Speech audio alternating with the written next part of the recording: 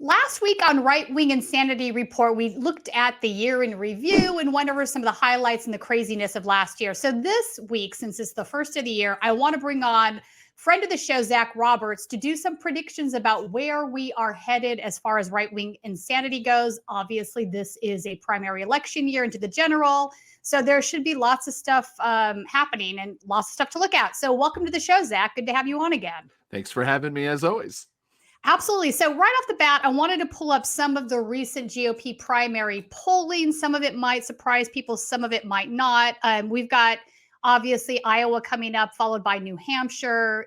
Different from what the DNC is doing. They changed their calendar this year.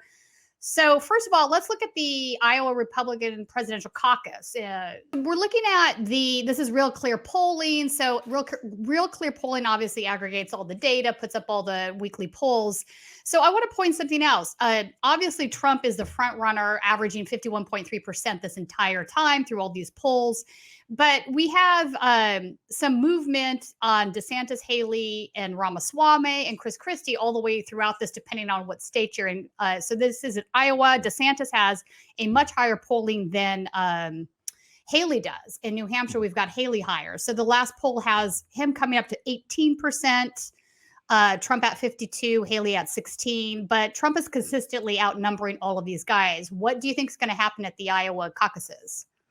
I just think it's going to be a slaughterhouse Trump is just going to sweep. Every single time he comes out and does, like, the more persecuted, and putting quotes up, if you're just listening, that he is that his followers will come out for him and that he will focus on it. And everyone knows he's the fundraiser. He's the guy that can get out the vote. And, there's no one that seems to be able to be the other option. Like, no one that can potentially pull together the other 50%. Like, DeSantis is, I think he's basically just running on name recognition to some extent. And Haley can't decide whether she's kind of part of the pro-Trump crowd or part of the now never Trump crowd. And Christie has no chance. Hutchinson is not a thing. And Ramaswamy, he's basically, it feels like to me he's been running for VP or some sort of position from beginning. That's kind of how any time that a rich person runs with no political experience, it's kind of what I feel like, is that they're kind of running for the attention because they, weren't loved by their parents or something like that. I have no idea. I feel you there. Let's talk about Nikki Haley for a second, because I think Nikki Haley does represent a different wing of the GOP. I think Ramaswamy is more extreme than Trump is, but he's also been tagged as being a Hindu. So all the Christian nationalists don't want him to win. So they've been lodging a campaign against him for those incredibly racist reasons. We'll table that for a minute though. But I do think Nikki Haley represents more the neoconservatives, more of the traditional business-friendly part of the GOP. She has been an anti-Trump person in the past, but she's also served in the Trump administration. You currently have Roger Stone and all these guys going after her, saying that she's the biggest threat, which I think is probably true. But, recently, let's talk about this. Recently, Nikki Haley kind of stepped in it with her. She's, obviously she's been the governor for South Carolina. She comes from the South. She is of Indian descent, from India. Her parents are from India. So she has also dealt with racism when she was first running for local office there in South Carolina. Parts of the Republican Party referred to her as a raghead, some of these other really incredibly derogatory racist terms. So she's lived through a little bit of that, which is why I think she gives pushback against Trump and obviously his blatant appeals to white nationalism. So having said that, she's kind of played both ends.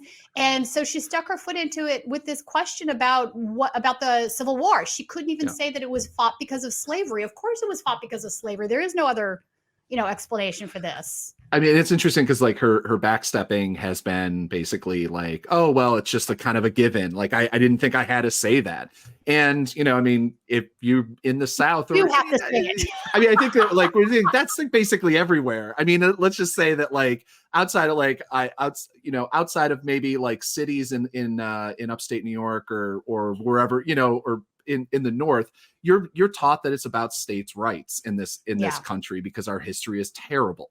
And our history is both terrible and our teaching of history is terrible.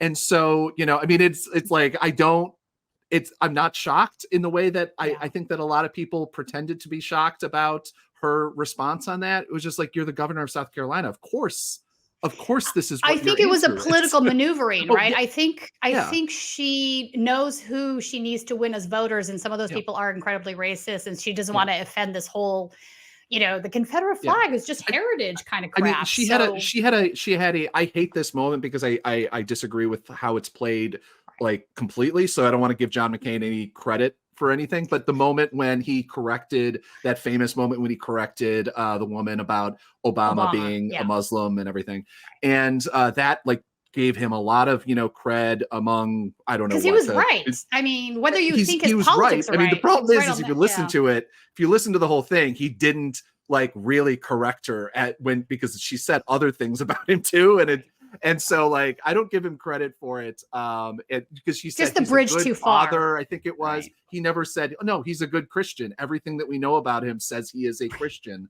and his background is it's just like so. He would go only so far. He went so far. She had a moment that she could have done that, and I think she could have stepped out. But then she falls immediately into the Chris Christie camp, where he is a Northerner and a person who is detestable for thousands of different reasons, and also a former Trump sycophant, and tried to get up to him and get a position in office. But she had a moment, and she threw that away, that she could have maybe congealed the rest of the base. But I mean, I think that they're all. I think she blew it. I agree with you. Back in 2016 that happened, where you had like 9 people running against Trump, and all of these people were, this person's the front runner, this person's the front runner, and then none, because Trump is the only conversation, and also Trump owns the media in that way. Right. I don't disagree with you. I think what's clear to me at this point is that Haley had an opportunity there to capture what's left of the GOP base that doesn't aspire to be white nationalist or fascist. She did have that opportunity. I think she blew it by doing this. But let's be clear that the GOP base is a dwindling number, but those that are committed to this base are absolutely pro-Trump in his camp. They like the fact that he is agitating more, saying things like our blood and soil, like, the Nazi, which is quite literally a Nazi reference. So I think lately his campaigning has been far worse than previously, and the racist dog whistles are coming out in spades. And that is exactly who Nikki was trying to appease, I think, in this moment. And I think by appeasing them, she's going to lose these other folks. And honestly, as things roll out, a lot of these folks turn to the Democratic Party, which is becoming more conservative as a result. So, I mean, Trump has had 7 years now of building the party that he wants, and the party, unlike I think any other person outside of maybe Reagan in any of my memory, has been able to create his own party in a way that Obama didn't. Obama could have probably rebuilt the Democratic Party in a more progressive, but progressive Obama way, type of thing. Like, we're going to go drone 15-year-olds, but also maybe some people get healthcare. That type of progressivism. And Trump Joe has done that. Trump, no one can speak. Anybody who speaks out against him is immediately thrown out of the party, has to leave. You have all of these retirements that are happening in Congress, who people are just done. I mean, it's the focusing of 30 years or 40 years, whenever you want to kind of start talking about it, of this slide towards Republican Party fascism. And with that, the country. I agree. All right, let's take a look now at the New Hampshire Republican primary. Here we're going to see a little bit of a shift. So we still see Trump at a very high number, right? So 46, 44, 52, definitely the front runner by a large margin. But notice here we have Haley completely outnumbering DeSantis. So her last poll had her at 24.8%. The previous one was at 30%. So she's actually much closer to Trump in New Hampshire than the other folks are in the other ones. Christie down to 10%. He's a non-issue. Ramaswamy, non-issue. Hutchinson, like, why are we even having a conversation? But here you see a difference, right? Haley, but this might be where Haley sort of blew it with her slavery, right? Like, was she thinking in her brain, I'm in New Hampshire, this is the freedom-loving state, don't tell us what to do. Like, I don't know what the thinking was there, but what are your thoughts on New Hampshire? I mean, New Hampshire is always the weird state. I mean, it is. I've spent a lot of time there covering the primaries, and like they have really just the obsession with New Hampshire that the media has correctly and whatever. But they love that, and I think they really love being different, like basically being maybe not libertarian, but like more different. So like definitely, I'd say definitely more libertarian than any other state is, I would believe. Yeah. Oh, absolutely. And I would say just like both, everything in the state is in that way. But, I mean, you always got to remember that there's the weird drift of like Boston is in that realm. Basically New Hampshire is a suburb of Boston. I'm sure they would hate me for saying that. But it is, I think that you could start having other options, and there's like people like to be seen as paying more attention in New Hampshire, whether or not it's still, I mean, I wouldn't be surprised if it was basically that layout, which it was like 50%, basically 50% Trump, 25 Haley, and then kind of the rest do it. That would be my guess. New Hampshire, I think I also, now that the Democratic Party has moved away from it, and so like I think hopefully for the sake of our country, New Hampshire stops being irrelevant as it is, in the same way that Iowa, like, why is Iowa and New Hampshire like, anyway? Although I've had some good times in Iowa. I covered the caucuses there. Nothing against the states, but like, as a former New Yorker, I'm always very, very peeved by the fact that I agree. And let me say this: 5 people in them. Yeah. And let me say this, Zach, I'm not happy that the DNC decided South Carolina need to be the harbinger of that. That's ridiculous to me. And I don't believe it's because they're saying they want to give Black people more of a say. That is nonsense. South Carolina is a small population. It is a far more conservative state than most of the Union, no matter what party you're affiliated with, period, end of story. It's just more conservative there.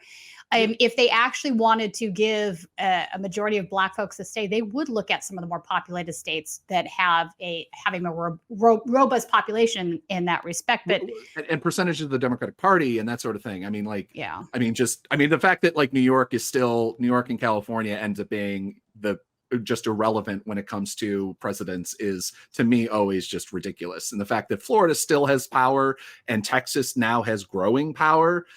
So like that is a choice by Biden. Like, I don't know if Bernie didn't run, I don't know if that would have changed. That's an interesting question. I'm not sure that it would either. I mean, I feel like so much of the politics we're seeing now, whether on the right or left, are reactionary to so many things. And honestly, the only way, in my opinion, to address any of it is to deal with the income inequality in the country. Neither party feels the need to do so. So we are in lockstep, becoming more reactionary, and everything's just getting ratcheted up. I mean, I think part of which we're going to talk about in a minute, your new documentary, is dealing with that. Before we go there, though, let's take a look at the Republican presidential nomination in general. This is polling that's happening across the country. So again, we're seeing an insane amount of support for Donald Trump. The top line numbers from the average is 62.7 for Trump, 11% for Haley, 10.9% for DeSantis, 4.3% for Ramaswamy, and 3.3% for Christie. So, again, you see Haley and DeSantis pretty much neck and neck, depending on what state you're in, it's going to switch. But look at these numbers, Zach. This is crazy. This is a guy who is increasingly autocratic. I don't think that's up for debate. And, what blows my mind is often seeing the Trump supporters holding up Gadsden flags that say, don't tread on me, when all they want to do is tread on anybody that doesn't agree with them. And they don't see why that's a slippery slope. I think we are looking at clearly a Trump nomination. I don't see how Haley pulls this out. I just don't. I think she probably has more of a chance than DeSantis does. What do you think? I mean, same right along the way. I don't see how Trump, I mean, especially as the trials like really begin and he gets to campaign off of, they're not coming, they're not coming after after me, they're coming after you, or when they come after me, they come after you. Everybody loves that. And the fact that like the media will only nonstop understand correctly, like everyone will be talking about Trump because we've never had a former president, on trial for dozens of different things. And looking at hundreds of years or whatever in prison potentially, and potentially and a population that seems to be fine with that. That's what I can't understand. Yeah, no, what is happening here? I mean, he created this party the way that he wants it. The people that didn't like it left, and basically have taken over, like you said, like started taking over the Lincoln Project, groups like that have taken over the Democratic Party. And not that it was like a hostile takeover. They really loved it. No, they were welcome. They love the conservative folks and the conservative money too. Owning the progressives by bringing the conservatives in. Yeah, it's just, again, that ratchet effect that I'm talking about. All right, so I agree with you. My thing is I believe Trump wins the primary. I think he has a good shot of winning the presidency. I think Biden is an incredibly unpopular and weak candidate. And the DNC is obviously refusing to actually run a primary in New Hampshire. In fact, they have Biden doing a write-in candidate campaign because he's not on the primary ballot there because the DNC said, nope, that's happening before South Carolina. That's against our calendar. Marianne Williamson will be on that, as well as independent. I believe folks are still running there. I think Cornell is now independent, not green or Dem. Yeah, I don't think so. Yeah. And then there's the other, I'm forgetting his name. There's one other Democratic primary guy, Neil. I can't think of his name right now. But anyway, I just don't see that there's anybody there that's going to actually take a reasonable chunk of these votes away. So I think we are looking at Trump winning the general election as well. I'm sorry to say this. I don't see a scenario right now where it does it. I mean, unless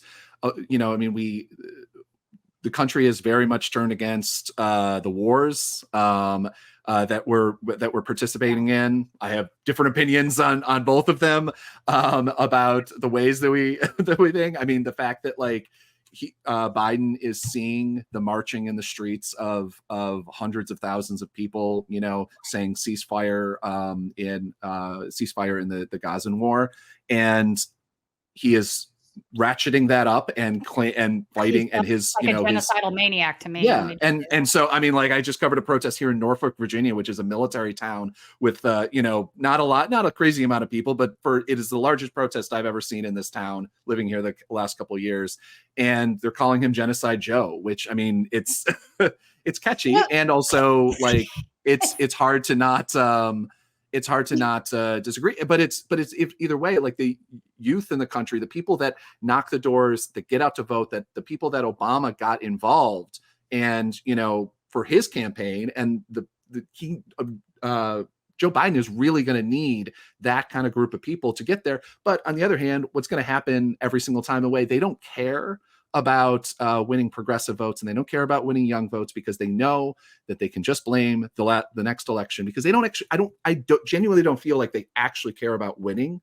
They just care about continuing on doing the way that they're doing it. And that's something that I felt for like at least the last decade with the Democratic Party, where it's just they have no interest in winning if it means they have to change where the population is. And because that's true and insane. They're going to blame it on Muslims, and they're going to blame it on young people, and they're going to blame it on progressives, which is insane. Because let me tell you right now, the lefty Jews do not support what is going on in Gaza. Let me just for 1 second. I feel like I need to say this every time I hear that. I don't see this as a war. Gaza is an occupied territory of Israel. You can't really go to war with an occupied population. And there's a really good reason why most lefty Jews are kind of shocked by what's happening there, because if you haven't been paying attention, you don't realize that the country is being governed by extremists, by right-wing extremists, that there is a terrorist actually in the government cabinet right now. But we will table that for a longer discussion. This is an example to me why right-wing insanity is happening globally and in every population. It's just the planet is being consumed by this. All right. So I agree with you. I think Trump wins, gets convicted in some of these cases, maybe the Georgia one. Also, wait, let me say this too. If you think that Trump would be different on Israel, you're mistaken. He is far worse, actually, even as bad as Biden has. No. I mean, the genocide will be. We at least say, hey, do a kinder genocide. You know, do it nicer. Right. Let's put some kinder, rainbow gentler flags genocide. on that bomb. Yeah. Trump will be.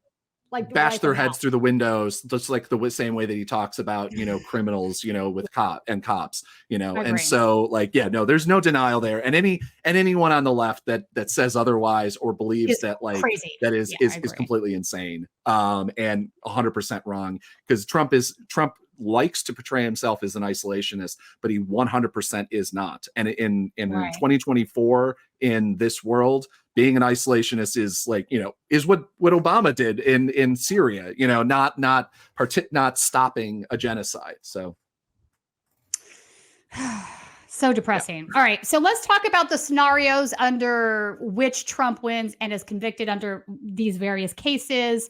So if Trump is found guilty in Georgia after winning the election, but prior to entering office in January 2025, there's a chance he will use the courts and legal arguments to try to delay his sentencing until he becomes president, under the assumption that he will no longer have to serve time.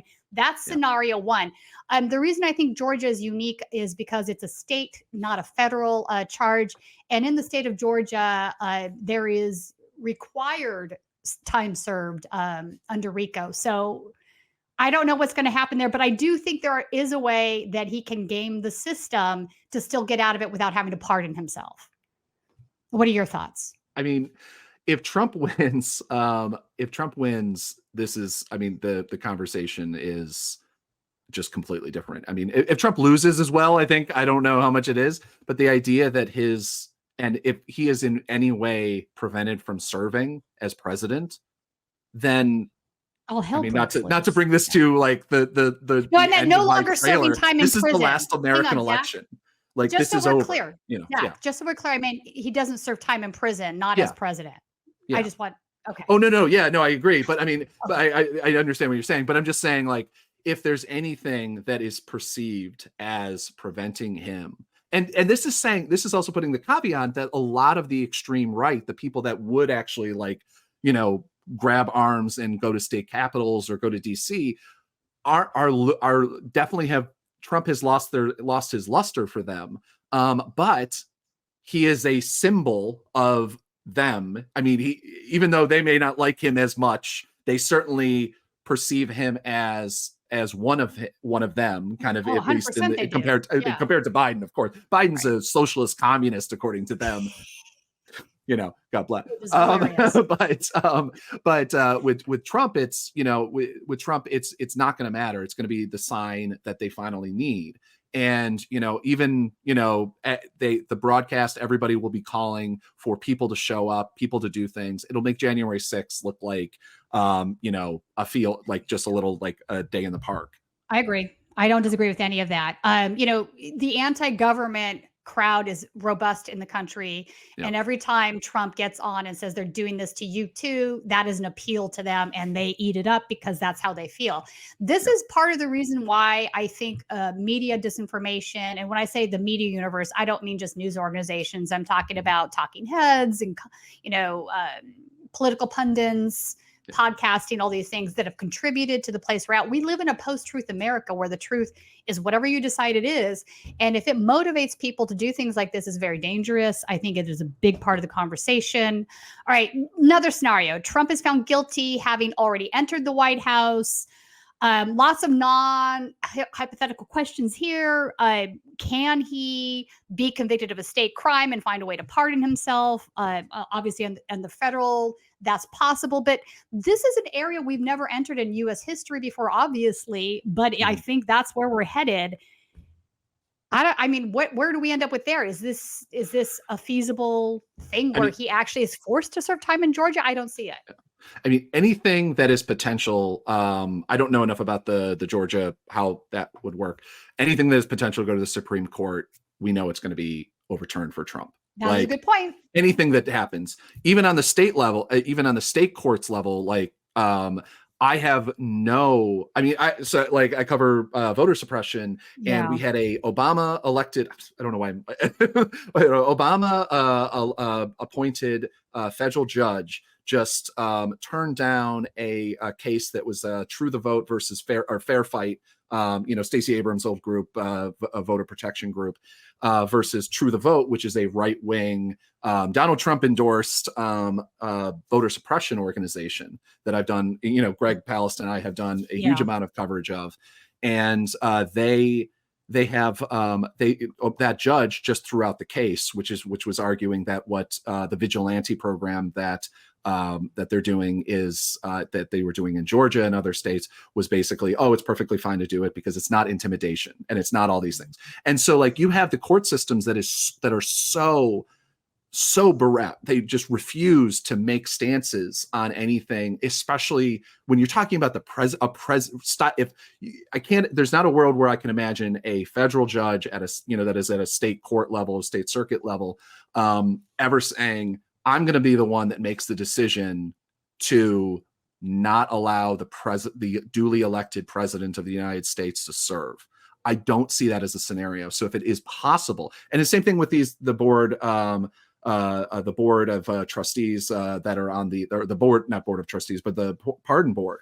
I don't see how that isn't just an immediate, they throw that out, as long as you have enough. It depends on who's there or who's doing what. I do think there's a scenario where he's won the election, he's president, he's sitting president, and he orders the DOJ to dismiss the charges against him, or to pardon himself. I do think that is possible. I mean, it's just specifically the Georgia one, like going down those names. Yeah, he has no power to do that. Those 5 people's names are published on a website. And the people that would potentially make the decisions are on that website right now. They're going to be threatened a million I times can't over. Imagine. Right? I can't imagine those people. There's, I think, 3 white people, 3 white men, 1 African-American woman, and 1 white woman, I think. I just checked it before the show. I could be wrong on most of it or some of it. But the idea that they're not immediately going to be on hit lists, basically. I'm sure they already are. That they have that intimidation. I don't know. Like, there's just so many scenarios. I mean, everything could go completely normal and nobody could show up or something like that could happen. But all the signs that I cover and I look at and the people who I talk to, they all tell me that if this doesn't happen, I was just reviewing footage that I shot like 2 years ago of a guy with a 50 caliber rifle across his chest at the Ohio state capitol, Pennsylvania, in Harrisburg. And he had a rooftop voter shirt on with a skeleton that is holding a sniper's rifle. And when I asked him those questions, I mean, like, what happens if Donald Trump is not allowed to serve? It's like, well, there's other ways of voting. And that's what the message is. And they're making these threats. They have the weaponry. They have the ability to do these things. The police forces and law enforcement have little interest in stopping it before, or ability for that matter, to stop it beforehand legally. I mean, you can't take this guy's gun away for making, just like a random joke, I'm wearing a t-shirt type of thing. And so it would entail more for there to be any. Yeah, I agree with you. We're looking now where you have states that are removing Trump from their primary ballots because of the 14th Amendment, which basically says if you've participated in insurrection against the country, you can't be on there. But that, I think, is going to go to SCOTUS. In fact, we might hear something today from SCOTUS on this. I think the deadline is today. But, needless to say, this is another effort that's happening. Are they correct in their legal arguments here? Yes, I do think they are. He absolutely did participate in insurrection. But I'm not sure that this isn't having some sort of unintended consequence of making him more of a martyr to those who already believe that Trump is being prosecuted by the deep state and is innocent and actually won the election. Because, again, we're in post-truth America. Yeah. I mean, also so far, they're mostly states that it's not going to be making a huge difference for him, if it was a thing. And so he can kind of work around that. I mean, he can still win the primary without those votes. Yeah, I got exactly. you. Yeah. Okay. And so the definitely it's something that it's useful for him. It's a useful fundraiser. It's a useful, oh, pity me, everyone's coming after me. And but also, as I said, when Colorado did it, I was just like, if there's no way that this doesn't go to the Supreme Court, and there's no way, again, this why I can't see judges making decisions at this level saying even I don't know, like I wouldn't be surprised if it was like 7-2 to overturn this on the courts, because judges just refuse to touch presidential power. It's one of the most, I mean, I think they'll overturn it, but I wouldn't be surprised if it was a couple, more lefty, judges would actually vote the other way, because they just refuse to touch presidential power. And that's been a thing for the last 40 years in this country. Right. No, I agree. I think SCOTUS will ultimately overturn that decision. We should hear today or tomorrow. So let's shift gears. This is we're talking, specifically about the GOP primary now and how that affects our future. But what are we looking at as a nation? I think we are in a very precarious position right now. Yeah. And you have a new documentary that you're working on that'll be coming out. In fact, Colin, let's go ahead and play that trailer. We can talk about what to expect here.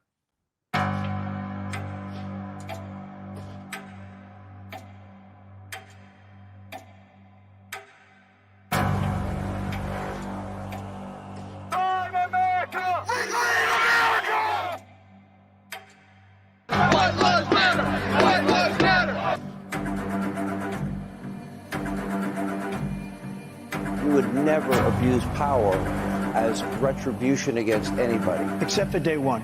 They think Trump proved that they won, and they're not going to hand them back the country in January, right? No! We'll light the whole set on fire.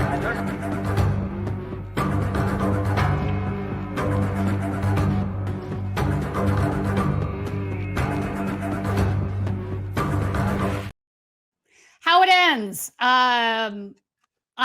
So when I read that, let me tell you, my idea of that is like how it ends is how the American experiment ends. I think people might want to argue that our democracy is more of a plutocracy because of corporate interests controlling it for the last 40 years. I'm not going to argue that, but I think we're looking at something much more serious now. And I wish more folks would realize that.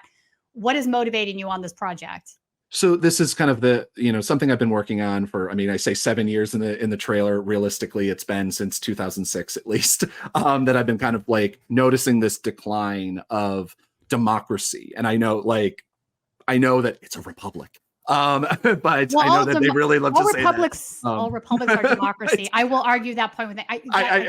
No. And notice, and by the way, that's something that like I'm actually going to delve into, which is this kind of reframing of the American idea as a republic, not as a democracy. It's not a democracy, guys. Both. It's a republic. All republics are democracy by design. They use democracy to govern. That is just basic civil discourse 101. I don't understand. That has actually been part of the right wing kind of. Oh, I agree. I've even seen left people all these things say like that. You've got to make sure you say republic, not democracy. It's not a democracy. It's republic. Never mind. Also, it also has to do with the cheapening of the idea of democracy is Democrats, republic is Republicans, and so which is why the Republican Party loves to say the Democrat Party. And it's just like the Democratic Party. Like they're not that democratic, but like I'm just saying that's the name. You can't call something not the thing. Yeah. I mean, like it's the same thing where I'm just like I hate when it's like the Republic thugs or whatever, like that type of stuff. Like it's just like it's just Republican. Like America, it's not 3Ks, it's America. No. Okay. Right. Anyway, but like it's something from the Bush administration that always just got in my craw. But the idea is that this has been a slow march. It didn't start with Donald Trump, and it won't end with Donald Trump. If he's in jail, if he dies of a heart attack, if like whatever happens, this is going to continue, and we're going to have this kind of illusion, the same idea that like, oh, everything's going to be better now that Obama won, and then we immediately 2 years later had the Tea Party, and like everything changed, and so this didn't start with Donald Trump. It won't end with it, but so my idea is basically like show you how we got here, and then kind of pick up around, like a couple years before Donald Trump, talking about things like how the fight for abortion rights has been basically collapsing due to the right wing succeeding since not just, I mean, it didn't start with Roe versus Wade. This has been a slow trickle. And the idea that they want to stop with abortion, I think it's been proven. Like everybody I talk to on within the kind of abortion rights movement has been saying this for at least the last decade, about the fact that no, they don't want just to stop abortion. They don't want to just not have it, whatever. They're going to come for They're going all the way. They want theocracy. They're coming for all of it. This is about rebuilding. They're not about freedom, even though they keep saying they are. They are absolutely not about freedom. It's just And so like things like Gamergate and you know, the rise of disinformation on the internet and kind of how all of these things have come to a head in 2016 to allow Donald Trump to become president, and then have kind of accelerated for the last several years, and is basically, we won't have, I mean, I think that like there's this film that's come out with called Civil War. I think Alex Garland is coming out. It looks like right up my alley on kind of like stuff that I would enjoy, but it's basically about the complete breakdown, and there's like states breaking away. California and Texas had broken away from the country, and it's like a big, you know, blockbuster. It wouldn't shock me if that eventually happened. I mean, it wouldn't, but what my argument is that that's not good. We all think that that's going to happen. That's going to be the way. We think that it's going to be some John Carpenter-esque apocalypse, you know, kind of thing. No, it's just going to be miserable. It's going to be we're going to have bomb threats. We're going to have real bombs. We just had multiple state capitals shut down yesterday because of nationwide bomb threats against the buildings and the people inside. But this is how it's going to be. It's going to be this slow devolution of democracy in this country. And it's going to be, and the fact that we have one party that has little interest in fighting it and one party that desperately wants to end it. And it's going to be, by the time that anyone kind of stands up, it's going to be far too late. And I think it might be now, honestly. I mean, I don't disagree. Like I feel guilty that I didn't come out with this film. Not that, you know, I have any like illusions that like my film will be the, you know, whatever. But if I should have came out with this film 2 years ago, 3 years ago, 4 years ago. My hope is that, you know, I can get it out by the summer, and that at least people can prepare, can kind of see the signs of how we got here and not make the same mistakes. Let's say Biden wins, or whoever Democratic wins, Donald Trump loses, and that this idea that we won't just go, oh, thank God. Like we did. No, that's not happening. Even if Biden wins this election, there are going to be reactionary right-wing forces at play. Yeah. Well, I mean, if Donald, however the numbers work out, now we've proven Joe Biden won with a landslide victory numbers wise in population, but electoral college way, it was dicier than I think Democrats really ever want to admit how close. I mean, we're talking about like tens of thousands of votes because of the electoral college, and the fact that Georgia is not going to be as friendly as it was. I mean, I still believe that without a doubt that if Donald Trump had embraced mail-in balloting, he'd be president right now. You might be right on that. I mean, in states that aren't winner take all on the electoral college, those margins matter a lot. Yeah. And let me ask you this. Why hasn't, just because I think this sort of points to what you're getting at, why hasn't the Democratic Party done something about abolishing the Electoral College if they don't see? How many elections have we gone through now at this point where the popular vote doesn't produce the correct president because the EC, which is like minority rule, did instead? Like there is a problem there with democracy when that's happening. And we've been seeing it happen not just once or twice, right? So it's like, what do we do about SCOTUS? Well, they don't have the will to fix what's broken there either. And, part of what's leading to this, I think also, and we're seeing it on the left as well, is when you lose public faith in institutions that require public faith in order to function properly, the game is over. You've lost the plot. Yeah. I mean, the fact that we don't trust, we have, I forget what the percentage is, but at least, like we're talking about like 30, 40, 50% of the country doesn't trust elections and the processes, which, as a person who's been working on covering voter problems for the last, 2.5, almost 2 decades, I don't necessarily disagree too much. In different ways, obviously. This is not a red-brown alliance here. I don't agree with that. I don't agree with that either. Yeah. I don't believe in horseshoe theory. I think it's there's no horseshoe here. There's no common cause that are drawing the two ends together. What's happening is people are being lured down this pipeline because of the income inequality, because of the post-truth America, because of all of these things that are at play that are not being addressed in an adequate way by the government, are sort of allowing all of these other forces to pull people down. Yeah. No, and if we don't have an out of this, then I don't, I agree with you, Zach. We are in a very precarious position. So we'll be looking forward to seeing more of that as it develops. The trailer's fantastic. I recognized a lot of that footage. A lot of the footage, I mean, outside of your audience is something I want to say. Outside of your audience, a lot of the footage that has basically not been seen almost anywhere. And so, like, because I've been, filming things, I'll show you guys exclusive clips. And so, obviously, it's a fantastic place to. You're literally the first person. It is unlisted on YouTube right now, so you guys will be the first people to ever see it. So, well, thank you for letting us be the vehicle for that. So it looks really good stuff. All right, right wing insanity roundup. Let's look at some crazy clips. So at the beginning of the show, we talked about Nikki Haley stepping into it in regards to not bringing up slavery as the reason that the Civil War was fought, which is crazy to me, but this is true. Let's take a look at her apology or non-apology. Talk show host Armstrong Williams says, you are and going to move on from this. But in the meanwhile, he called it a teachable moment. And I would ask, what have you learned? Well, first of all, I will tell you this, that I said right off the bat, I did respond to it right away. When you grow up in the South, you grow up and slavery is a constant comment, constant point of discussion. You learn it in school, you talk about it. The South is actually very comfortable with our history.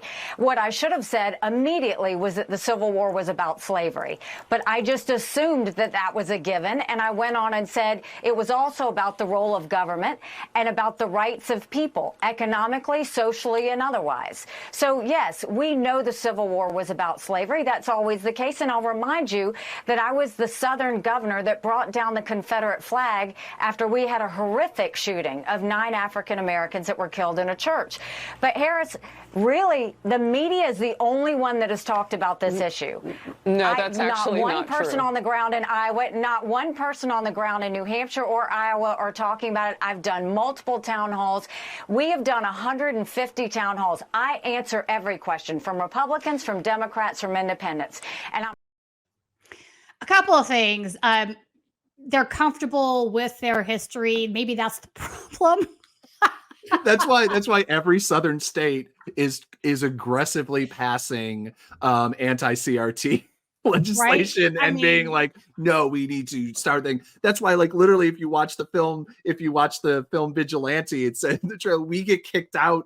Greg Palast gets kicked out of the Georgia Historical Museum for asking questions about the South. Yeah, it's so crazy. Like, and it's also, she brings up that she brought down the Confederate flag. Okay, I'm glad you did that, Nikki, but here's the problem. Why did it take, Dylan Roof is who she's referring to, why did it take a domestic terrorist, neo-Nazi domestic terrorist, to go in a church and just start shooting Black people up in order for you to do that? That shit should have been taken down a long time ago. My literal question I wrote, who did the killing, Haley? Who?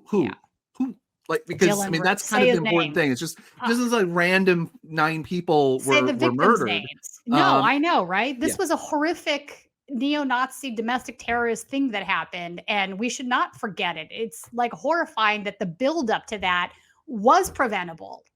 Yeah. I mean, maybe that's the conversation we should be having. And what are we still doing today that is just enabling and motivating and animating these folks, because they're not disappearing. Many of them that are around are becoming more extreme in their dialogue, and they're being, obviously led down this rabbit hole by. I mean, she brings up, the killing, the mass murder that happened there, and it'd be great if we had the conversation. I would never expect the Fox News host to, even though she was actually doing some fantastic pushback. She did. She's like, "That's not true." yeah. I'll appreciate that. Which is, again, it's this is pretend because we have to go after Haley because it's Donald, but is the idea that a lot of the the Republican Party's main talking points at this point is built in great replacement theory, and which is one of the Dylan Roof's main reasons why he became the mass murderer that he is. Yeah, and so this idea that the Republican Party isn't hand in hand with these types of people is ridiculous. It is ridiculous. So that's the discussion I think we should be having instead. Nikki Haley obviously doesn't want to have that discussion. Yep. I would actually love to interview her because I would want to understand how a victim of racism as she has been could not see her way through that. You know what I'm saying? It's like, I mean, politics, political gamemanship matter more at this point, or what? I mean, what are we doing here as a country? I mean, we can go through and, have the same conversation about Justice Thomas and about why, he basically, because he was not included or what, I mean, his like personal history that created him to be the person that he is just beyond wild to me. Hurt people is what I always kind of come back to. All right. So Bannon speaking at America Fest, AM Fest about Trump. I want to play this clip and talk about it. None of this would have happened to him. The 700 years in prison, taking his entire business, right? In Colorado, and all the state, taking him off the ballot. Everything he goes through every day, mocked and ridiculed by the mainstream media, the propaganda department of the deep state. None of it would have happened. None of it.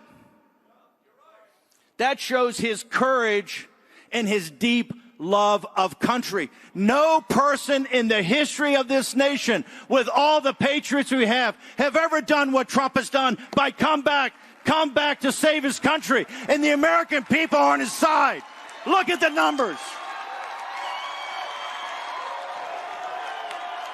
Those sons of bitches try to destroy him every day, and he's still winning. He's still winning. He's still winning. 700 years in prison. Think about it. It's never happened on any country on earth. For only the third time in our country's history, third time, the destiny and fate of one man is inextricably linked to the fate of the republic. General Washington, during the Revolution and then afterwards as president, how he comported himself, how he brought the nation together after 8 years of hard fighting, of which, by the way, remember, 1/3 of the people were against it, 1/3 were in the middle, so 2/3 were kind of jiggy. He brought that country together. Abraham Lincoln, who, by the way, was a populist nationalist, right? The Homestead Act, the Transcontinental Railroad, the land-grant university. He had a vision of manifest destiny of a continental superpower that the average schmo could get a break. And he had to break slavery and human bondage to do it and put us through a civil war. The third, Donald J. Trump. His fate and his destiny is the fate and destiny of this republic. We either win and save this republic with him as our leader and the 47th president of the United States, or you tell me what's after that. You've seen it, right? All right, listen, let me just say this right off the top. This should scare the fucking shit out of everybody in this country because everything he's saying here is just nonsense propaganda, but everybody in that audience believes that Trump's fate is tied to the Republican. That now, mind you, there's no mention of the fact that this guy committed crime or insurrection or any of that. Like, let's table that. It doesn't matter because this is what an emblem this guy is to the far right, to the anti-government people. So it's Trump as a victim. He says anything that's in these criminal cases against him is propaganda of the deep state. Also use of the word patriots. Obviously, we're all patriots saving our country.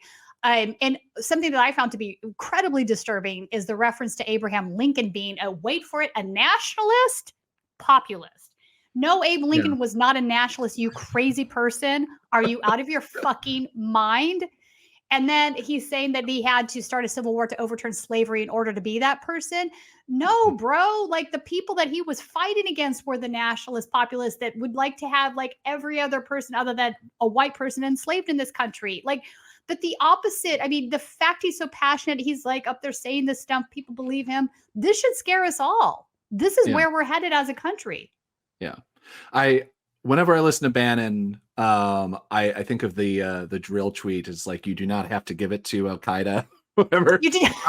Because I'm like, I wish that we had someone I wish that we were capable of being able to have somebody who just lies like they breathe and is able to suck in all these people so down. motivated. It's And fucking kind of scary. and like pushing a message. I mean, obviously, I don't think we'd have to, like as in saying the left, wouldn't have to lie. But it's just like I left my note says again questions.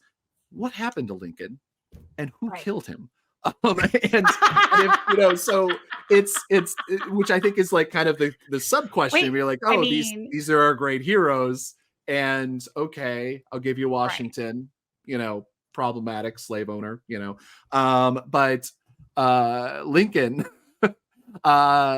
killed by a Southerner who was for states' rights, and and then but they revise their history. They make it sound believable. These people believe them, and they get more and more riled up and more red pilled. Right? This is what's happening. Nobody is stopping the train from moving, and it's like barreling through. Like. This scares me. Like I see the rhetoric getting ratcheted up ever so more. I mean, this is how Nazi Germany happened, folks. Like 100%. Even though they call the left Nazis, let's be honest here. Yeah. I mean, but this is how it happens. One of the. Thank you. This is this is how it ends. But the alternative title is "This is how we got here." But I was thinking it was aggressive enough. But this is one of the problems is how exactly do you respond to this? Like, I don't know. And like we criticize, I think we correctly criticize the left in general, and not having like a really good way to respond to it. But like, how do you respond to the absurdity that George Washington, Abraham Lincoln, and the bookend of the American experiment is basically Donald Trump, and you're like, oh, that's how like. So here's the thing. This is Zach. This is why I often say maybe it's too late now, because all of this we can lay at the feet of having disinformation, post-truth America. These are the real problems here, in my opinion. We can talk about how we got there. I don't know how you put that genie back in the bottle at this point. And I know you've done it too. I have tried to talk rationally to these individuals. They won't hear it. Like, you can go down the list and point out facts to them. They won't see them. They won't hear them. They believe what they believe. And it's just like, you just throw your hands up in the air like, I don't know what to do. I don't know how you fix it. I really don't. I was speaking to a friend of mine who covers this world for Fisher, and he said that I think that this is the last election we have with 50 states. And I don't think he's wrong. I don't think he's wrong either. And because I also don't know if I like this is one of the problems where it's just like, okay, so we do have an election with 50 states. What does that look like? And it looks more and more because they have the courts, they have the state and local governments, they have way too many of the judges, and like the state courts, the levels, that sort of thing. And they have a Republican Party that, because of redistricting and the Electoral College, gerrymandering, they're perpetual minority rule. I'm going to take it a bridge further. If Trump wins this election, where it looks like that might happen, I'm going to say it right now. He's going to fire half the FBI and get rid of the DOJ, because they bitch about like the deep state or about, police brutality or whatever, but that's not what they're bitching about. What they want, they don't want a law enforcement agency or a justice department that applies law universally and just because you committed a crime and keeping it that simple. They want Pinochet's army. They want to have law enforcement that does their bidding, and that is what's so scary and dangerous here. That is fascism, pure and simple. So the only thing that saved us in 2016 was incompetency. And that's agree. what actually worries me, is that they seem to have figured it out a little bit more. And so the only thing that may save us in this weird way, and save us in big quotes, because it's not going to save all of us, and it's not going to save trans people, it's not going to save Black and Hispanic people who are on the margins, and it's not even going to save reporters or things like that necessarily, because the courts are going to be definitely seeing things differently, and police are going to be able to run rampant in ways that they didn't be able to before. But is Donald Trump refuses to be a competent leader. It's not in his ability to do that, because by being a competent leader, you have to put competent people there, not just sycophants and not whatever. If you wanted a good thing, you would have put Chris Christie as your attorney general, and you would have done these things, because you would have been able to do the slow march that has been happening since before Reagan, but since really ratcheted up since Reagan, of this, okay, we want this state, we know we'll have it in 20 years, but we can't wait that long. So. We can't. No, we are in a problem area now. So, you hear him saying propaganda department of the deep state. Deep state has, the deep state is a thing. Don't get me wrong, but every conspiracy theory has a grain of truth at the bottom of it, and then it's just the house of cards that gets built on top. So the deep state is becoming quite the conspiracy theory generator for the far right at this point. They're using it to blame all kinds of things. They use it as deflection from the things that Trump has done that were illegal. They use it as deflection to say that they're not moving towards autocracy, because the deep state is truly the ones that are autocratic, and they want, to put all of us in prison, and we're just martyrs, right? So that's the rhetoric. So for them, the deep state or law enforcement or political institutions aren't there to hold power into check or to balance out checks and balances or democracy. Mm-hmm. None of that, right? It's about doing their bidding, just to be clear. So I want to play a couple of videos with Roger Stone and Jack Posobiec talking about some of the stuff. They really want to reinvent what happened at Watergate as far back as that, because I don't know why. There's a reason for it, but let's play the first clip. There's a direct line, Jack, between the assassination of John F. Kennedy, the removal of Richard Nixon in a silent coup as opposed to a bloody coup, as was the case with JFK, the attempted removal of Ronald Reagan over Iran-Contra, and the attempted removal of Donald Trump in the Russian collusion hoax, and then in 2 failed impeachments. We're talking about the same institutions. The people who killed Kennedy, the people who took down Nixon, the people who tried to take down Reagan, the people who tried to take down Trump, these are the same institutions. You can call them the military-industrial complex, you can call them the deep state, but it is the concentration of unelected power, bureaucrats in our intelligence agencies, in our Justice Department, in the think tanks, in the defense contractors. It's the permanent government in place. And Richard Nixon posed an existential threat to them in 1973 after winning the greatest single landslide in American political history. Nixon was threatening the power of the Central Intelligence Agency. He was threatening to reorganize the national security apparatus, and for that reason, he had to be taken down. Okay, this is fucking batshit crazy. Okay, let's put aside for a minute that JFK, Trump, Reagan, none of this makes sense to tie together. It's not the deep state. Each one of these circumstances were separate and valid. I'm more concerned about the fact that he actually believes that Nixon posed a threat to the MIC. Really? Nixon posed a threat to the military-industrial complex? Do you fucking hear yourself? They loved him. They loved him. He wanted to change the national security to make the MIC even stronger. What is he saying, Zach? He's also left, not to give Al Qaeda kind of handed to him, but Nixon left. Damn, dude, what are you talking about?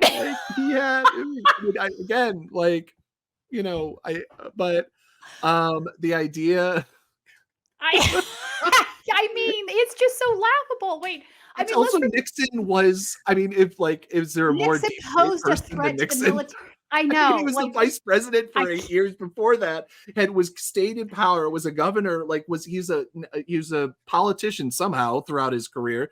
And Nixon had his own is corruption deep state. scandals. He was fucking wiretapping everybody in sight. What are you talking about? Like, yeah. And it's funny because Roger funny as fuck. Stone will change the respect. You'd be like, oh, basically over years. I mean, he's had this conspiracy that Nixon was a coup, even though his own party threw him out, was Right. part of it as well. Never mind like that it was a Absolutely. popular kind of thing. He was a silent majority. He broke the damn law. It's simple as that. But it's the idea that this is something to be celebrated. This is he's a political operative. He's a political, animal that does anything to win. And so he'll go back and forth on celebrating this type of thing to being it never happened. And it's just you have to decide one of two of those things. You can't have them both. You can't have them not happen. And at the same time, celebrate that Nixon was smart enough and cunning enough to do it. Which is why Roger Stone is always dangerously hilarious as he does it. This was taking it to a whole nother level, I thought. I'm like, wait, Nixon. I do love though the Iran Contra thing is always my favorite, because the fact that everyone involved in that was not thrown in jail was also the deep state. The deep state wasn't trying to stop Reagan do Iran Contra. The deep state is what was doing Iran Contra. It's opposite day with these guys. I mean, what does he think the CIA wasn't involved in the Iran Contra scandal? Of course they were. They were running it from Colonel Ali North was not part of the deep state. But it's the deep state that wanted to put Reagan in jail for doing that. What are you? I mean, make it make sense. No. It's hilarious because words don't have meaning. It's 2024. They don't. Post-truth America is real, folks. All right. So I want to put up, part of this was an hour and a half long live stream.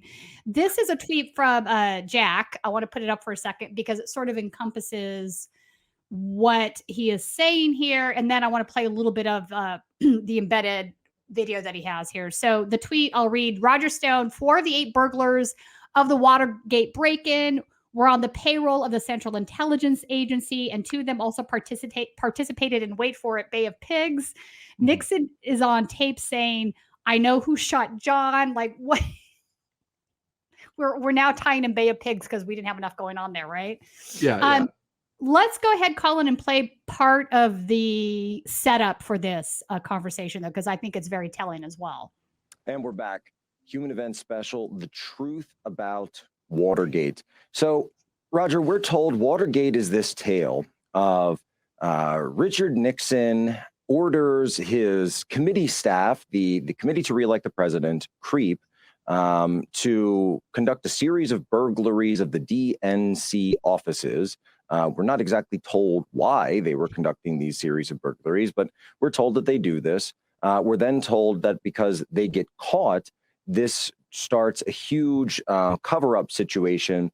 And of course, infamously, these tapes within the Oval Office are found where the president is ordering the cover-up, and the president, Nixon himself, is caught red-handed on these tapes, ordering the cover-up, ordering the burglary. This is what takes him down. This is what leads to, and of course, stunning impeachment inquiries are opened up. Nixon leaves the presidency, and we're told that this is the entire story tied up with a bow, and it's all thanks to the intrepid journalism of Woodward and Bernstein, and all of the movies and TV shows then are made of them. The journalists themselves go on to become mainstays on mainstream media for really the rest of their careers, continuing to today, even to the point where they always sort of roll Bernstein out to say, this is worse than Watergate. This is worse than Watergate, with every latest fake Trump scandal. And it's kind of gotten to the point where people say, well, if he's so wrong about everything that's going on in the Trump administration, and we can see that he's been so wrong about all of these Trump scandals and Trump hoaxes, went all in on the Russiagate hoax, then of course it beggars the question, was he also just as wrong about Watergate? And then for me, I think that when I first, you call it, what was your red pill moment, as the kids say. They say, what was your first moment? And I said, the first moment was when I realized that Mark Felt, the deep throat, was actually one of the top officials for the Federal Bureau of Investigation. I said, wait a minute, this isn't a whistleblower. This is an FBI release going to the media in the same type of operation as Operation Mockingbird. Something's not sitting right here. Roger, what's wrong with that story? Well, you're right, Jack. That is the official narrative. There's only one minor problem. It's bull. Look, Richard Nixon had no reason to break into the Watergate.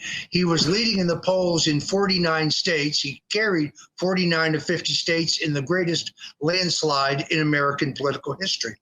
Anyone with any experience in national politics, and Nixon at that point had been on 4 national tickets, knew that there was nothing of any value at the Democratic National Committee to obtain. That to the extent that there was any action, it would have been over at George McGovern, the Democratic candidate's headquarters. So we're still lacking the motive. But the key figure in Watergate, you see him on CNN all the time, is John Dean.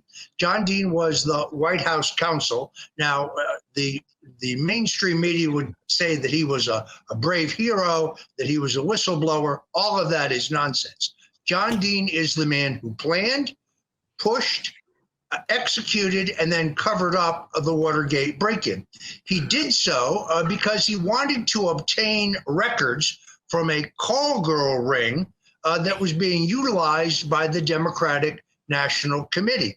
His interest in that was very simple. One of the women who had worked for this call girl ring, who was depicted in a portfolio of photographs, happened to be his wife. An excellent book by Phil Stanford called White House Call Girl that documents all of this. So it was Dean who pushed the entire Watergate break-in. It is Dean who lied to Nixon for 19 months. Dean told Nixon. Okay. Enough of that. You get the point. It gets funnier and funnier and funnier. Yeah. But what are these people talking about? No, the guy was a whistleblower. There were valid reasons, obviously, to break in. We're talking about a guy who was hyper paranoid. It doesn't matter that he was ahead in the polls. Like, why is that even part of the conversation? Of course.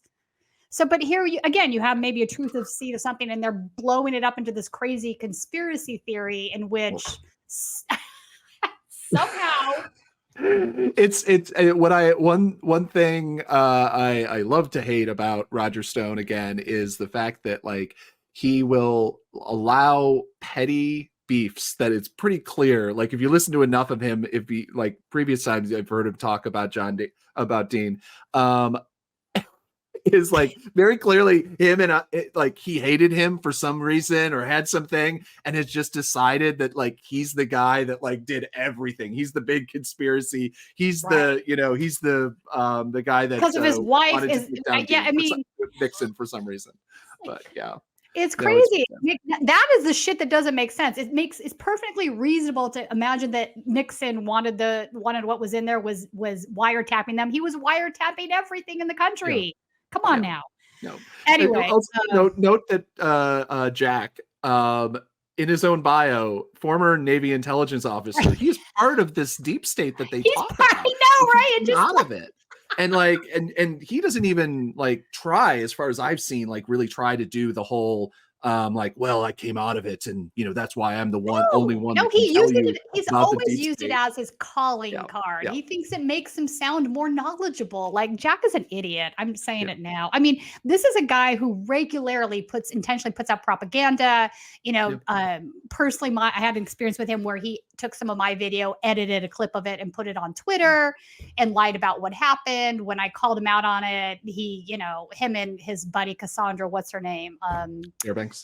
Yeah, lost their minds and started calling me like it was Zach. It was this stupid. Instead of like actually responding in a factual way, I became a bimbo and a this and a that. I was like, oh my God, so stupid. But that's what we're dealing with here. All right, I want to finish the show with taking a look at Rep. Josh Shriver, who is a hardcore Christian nationalist, wants theocracy. He's upset that the First Amendment isn't protecting people from profanity, from pornography, things of this nature.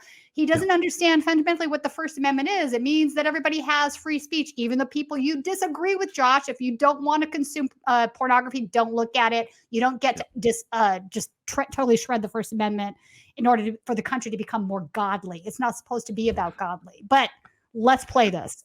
There's many examples of us looking at our First Amendment and how it doesn't really protect against obscenity. And I'm working on another policy to make pornographic images illegal. There's no need for a moral and religious people to indulge in certain things, and we have a duty to lead people as representatives who are appointed by God to make sure that we have a state that is not just good, not just great, but godly.